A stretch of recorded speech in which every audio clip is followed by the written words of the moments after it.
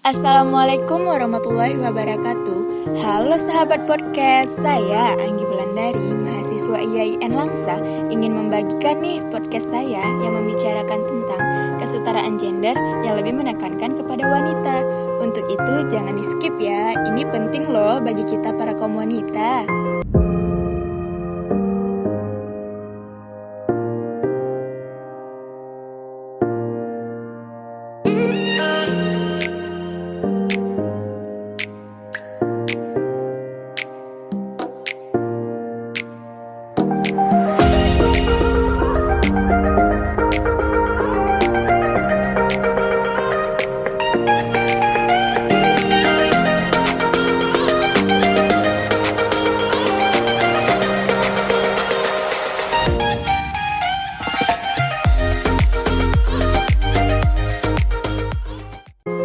Kesetaraan gender adalah keadilan gender, di mana memberikan kesempatan yang sama bagi gender laki-laki dan perempuan dalam hal partisipasi ekonomi, kesetaraan akses pendidikan, kesehatan, serta political empowerment.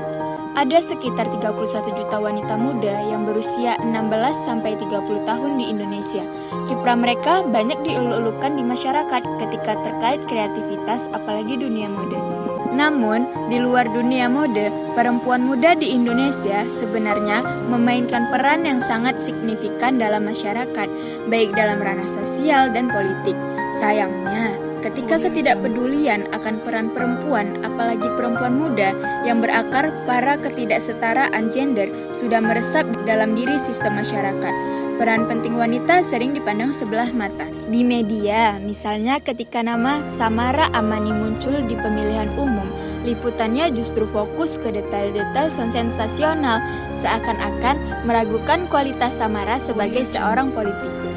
Sahabat podcast, perlu Anda tahu bahwa Anita Harris, peneliti dari Deakin University Australia, melihat perempuan muda cenderung dipinggirkan dalam kajian politik, sehingga praktik politik yang dipimpin perempuan muda tidak perlu dan tidak dapat dianalisis menggunakan teori sosial dan teori politik yang konvensional.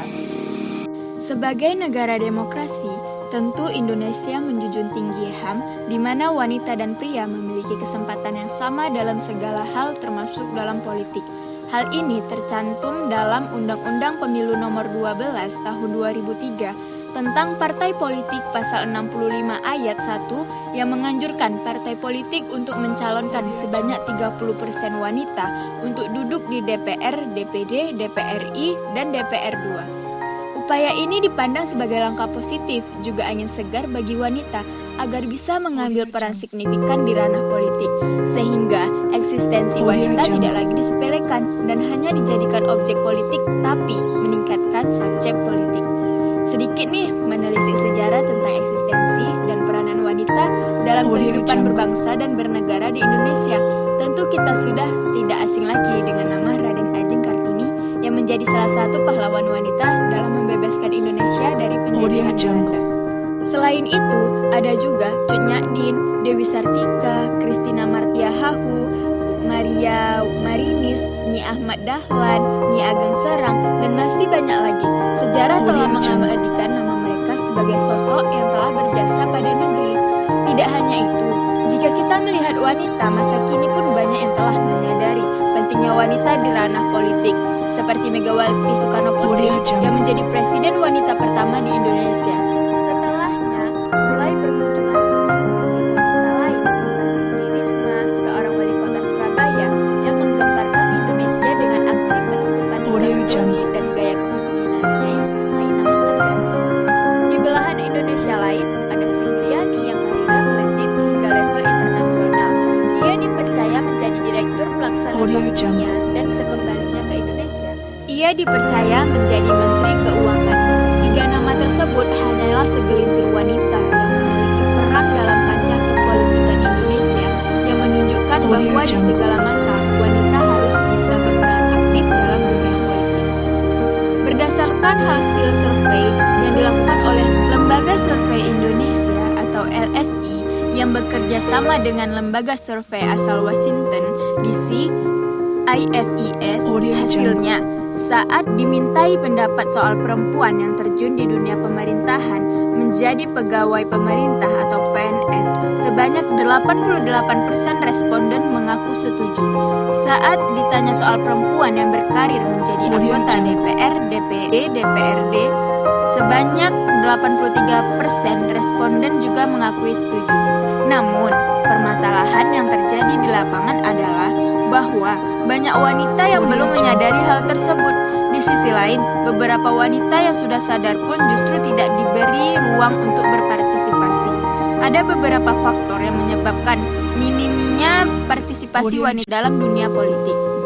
Pertama, adanya konstruksi sosial atau budaya diskursif di mana wanita berada di posisi inferior dalam segala bidang termasuk politik. Wanita selalu diidentikan dengan makhluk lemah yang ketika berada di ranah politik, mereka tidak bisa bersikap tegas dalam permasalahan yang ada. Anggapan tersebut cukup tertanam kuat di pikiran, baik wanita maupun pria yang akhirnya mempengaruhi psikolog wanita. Tak ayal jika banyak wanita yang masih memandang politik sebagai ranah yang sifatnya maskulin dan terkesan kotor, sehingga mendorong wanita untuk menjaga jarak dengan dunia perpolitikan dan lebih memilih untuk hanya bergelut di 3 tempat, yaitu sumur, dapur, dan kasur. Meskipun ada yang berkarir, kebanyakan wanita merasa nyaman berada di profesi yang dianggap feminim seperti guru, dokter, desainer, ataupun yang lainnya. Faktor kedua adalah hambatan kelembagaan politik itu sendiri. Meskipun telah diberi peluang 30% untuk keterwakilan wanita dari partai politik, namun sosialisasi partai dinilai rendah, sehingga tidak banyak wanita berkiprah sebagai kader partai. Selanjutnya, kepemimpinan selalu didominasi oleh laki-laki yang diyakini berpotensi besar untuk memenangkan pemilihan. Selain itu, ada kecenderungan pemilihan anggota wanita berdasarkan kedekatan dengan pemimpin partai, sehingga menutup peluang bagi para wanita lain untuk ikut berpartisipasi. Yang terakhir adalah faktor ekonomi. Politik terkenal dengan ongkos politiknya, yang relatif mahal untuk keperluan kampanye dan lain sebagainya demi mendapatkan kursi legislatif. Hal itulah yang membuat ciut nyali para wanita untuk terjun di dunia politik, karena calon legislatif wanita umumnya tidak berasal dari kalangan mandiri, jadi terasa sulit jika harus berpartisipasi dalam politik.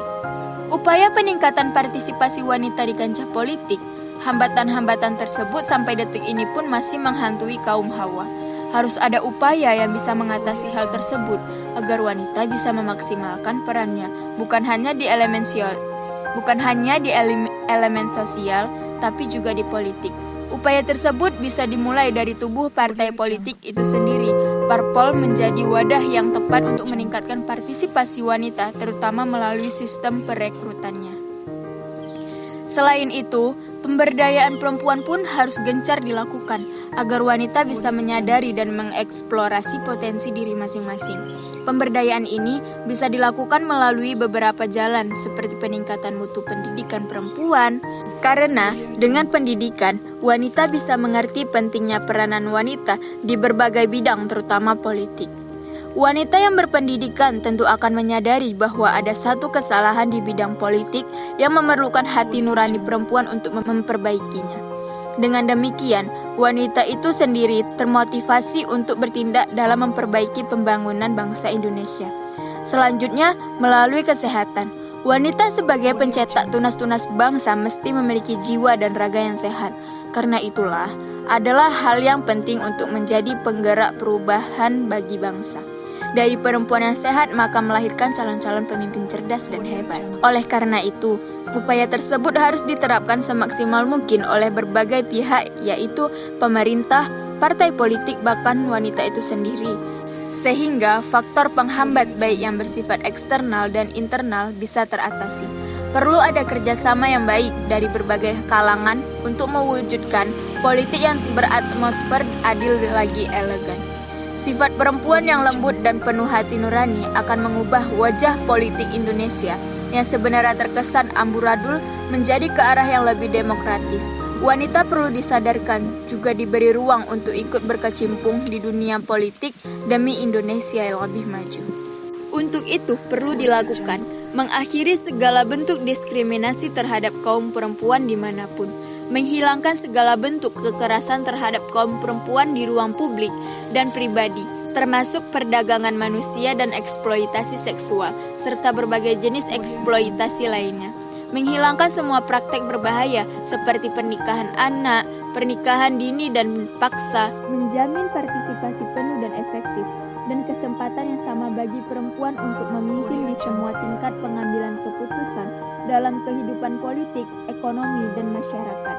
Menjamin akses universal terhadap kesehatan seksual dan reproduksi, dan hak reproduksi seperti yang telah disepakati sesuai dengan Program of Action of the International Conference on Population and Development and the Beijing Platform, serta dokumen-dokumen hasil review dari konferensi-konferensi tersebut.